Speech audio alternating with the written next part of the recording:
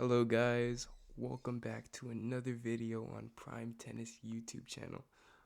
Today we're looking at an old video of Stan versus Federer, just some Indian Wells highlights.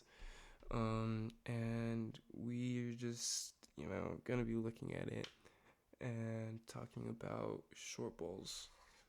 You know, a lot of people I feel like over they're too afraid of hitting short balls, right? Because you hit a short ball and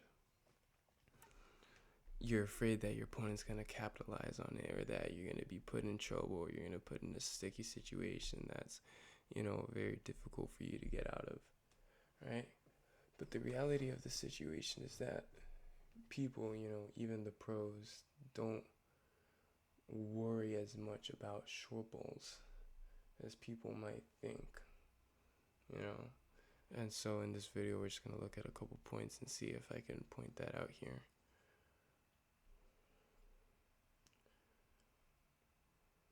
That's not a good example. Yeah, you shouldn't have hit a short ball there. But, there are times, obviously, where this applies and when this doesn't. But a lot of the times what I see is people will be so afraid of making short balls that they'll make mistakes. They'll put the ball in the net. A lot of the time they'll put it wide or too deep, in an attempt to hit a shot that their opponent can't get. A lot of the time, this is something I heard recently, your opponent is very willing to lose to you if you'll just let them. Obviously at this level, that doesn't happen as much, but, lower levels, even like 12 ETRs, if you get the ball in enough in the right way, your opponent will make a mistake. They'll fold under the pressure, right? That's an insane shot. I guess highlights might not be a good example because this is where, they're doing the flashy stuff. So I don't know if I'll be able to see it here. But if I do, then I'll point it out for you guys.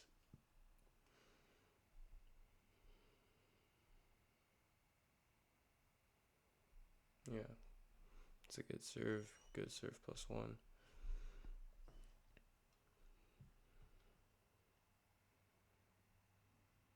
It's a nice serve.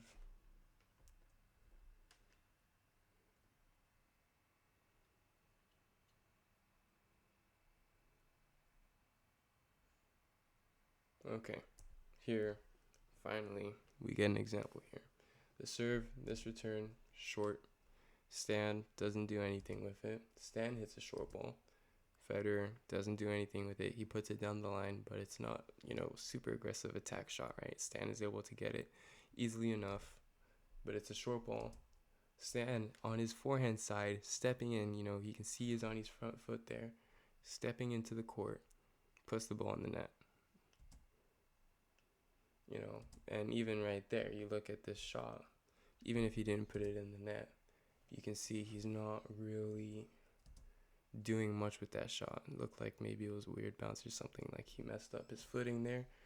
But this happens a lot. If you look at a whole match, not just the highlights like here, you'll see it more often.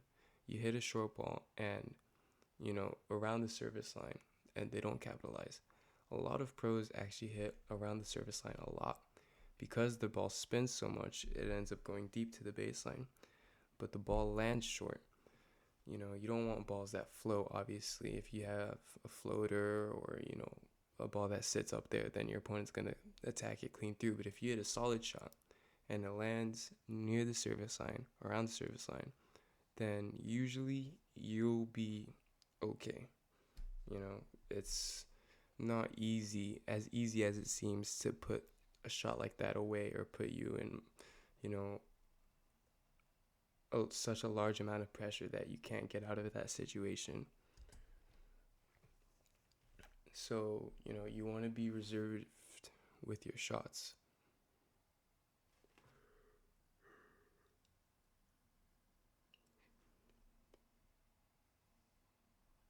Yeah.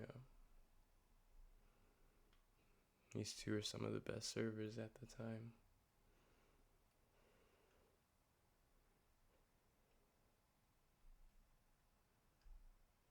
Definitely the best one-handed backhanders.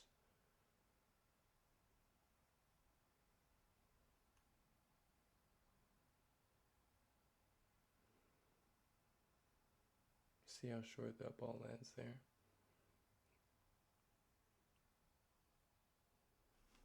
This shot here, this right there, lands before the service line even. You know, he's deep. You'd think he wants to get it high and deep. Nope, he just needs to get it into the court. That's enough. He gets it into the court. This one here to Roger's backhand.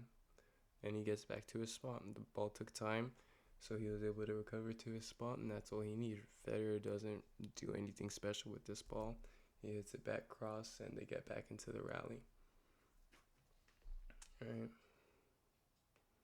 So there's another example of you don't need to be so terrified or scared of short balls, of hitting them. You know, capitalize when your opponent hits them, but don't worry or stress out too much to the point where it causes you to make errors. You know, you'll get some shots like the one Stan hit earlier where they just maybe end up missing your short ball too. You never know what's going to happen.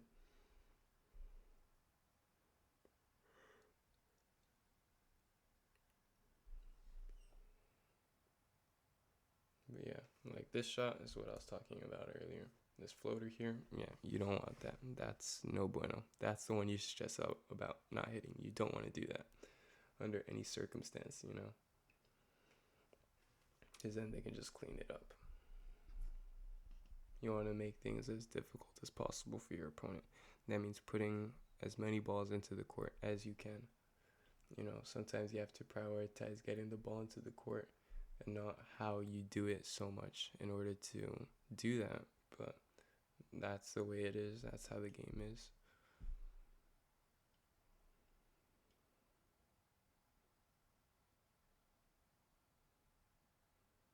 It's all about consistency.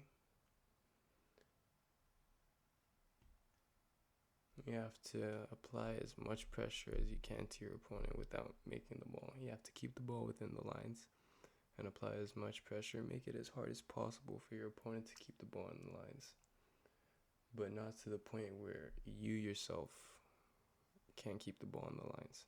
2 short balls, 3 short balls in a row there. And nothing happened till, 3 shots later, right? So even with these highlights, we're still getting examples of that, you know.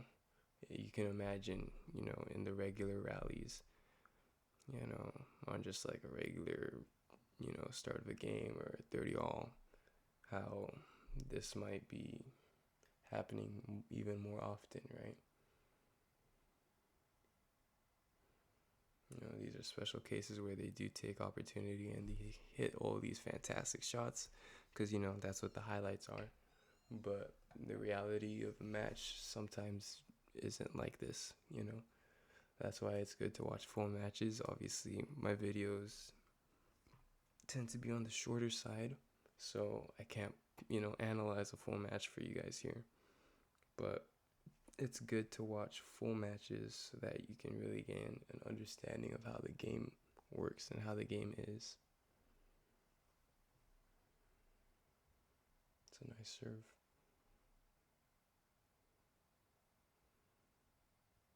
I'm glad Stan is still playing. I like seeing him every once in a while. You know, Casper Ruud and Federer, they just played a little short tiebreak recently, and Roger won it 7-2. I am kind of shocked. I didn't watch the tiebreak, but from what I hear, Casper was going easy on him, which to me makes sense. I can't imagine an out-of-shape Roger, you know, actually beating Casper Ruud like that, and 7-2, no less. But tell me what you guys think in the comments. I think it's pretty cool. You know, it would be nice if he made a comeback. Or like I've seen things about like Serena making a comeback too. That would be nice. Tell me what you guys think. If you think it's possible or if they would do it, that would be cool. But I really hope you guys get what I'm saying with this. You know, it's all about consistency, and this is a mindset that will help you guys with your consistency. So please adopt it into your games. take it into your games. I know it will help you. So I'm just gonna leave it at that for today, guys. Hope you guys have a wonderful day, and I will see you all later.